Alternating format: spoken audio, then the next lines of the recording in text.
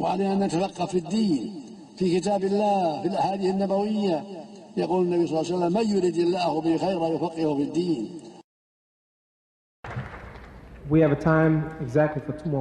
Nous avons le temps pour 2 questions de plus. Monsieur Lidat, croyez-vous à l'Esprit Saint et pourquoi?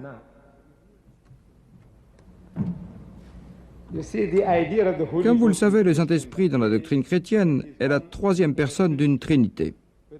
Le chrétien dit, le Père est Dieu, le Fils est Dieu et le Saint-Esprit est Dieu, mais ils ne sont pas 3 dieux, mais un Dieu unique.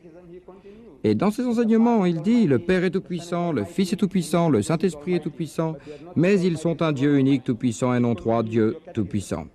Puis il poursuit, le Père est une personne, le Fils est une personne, le Saint-Esprit est une personne. C'est ce que dit le frère Swagard dans son livre, personne, personne, personne.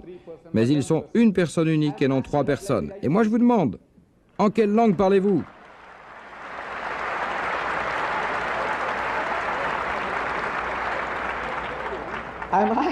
Parlez-vous en anglais?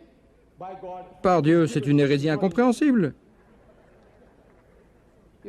Il dit personne et personne et personne, mais ils ne sont pas 3 personnes, mais personne unique. Je demande à frère Swagard, supposez que vous avez 2 autres frères et que vous êtes tous les 3 jumeaux et que vous êtes identiques à tel point qu'il est impossible de vous distinguer l'un de l'autre. Si l'un d'entre vous commet un crime, a-t-on le droit de prendre l'autre? De pendre l'autre? Non.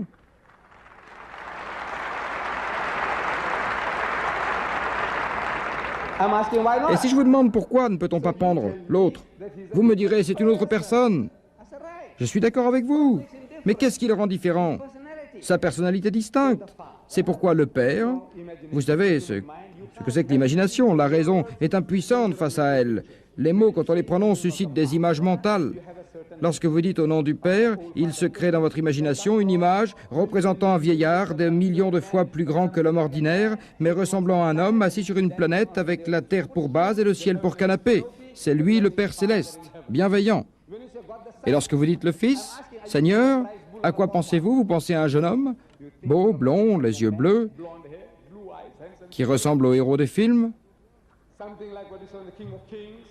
le roi des rois, Jésus de Nazareth, Jour de gloire, où Jeffrey Hunter joue le rôle d'un jeune homme beau, aux cheveux blonds, aux yeux bleus, à la barbe séduisante, au nez non pas long mais courbé, ce qui peut susciter un certain type d'image dans votre esprit.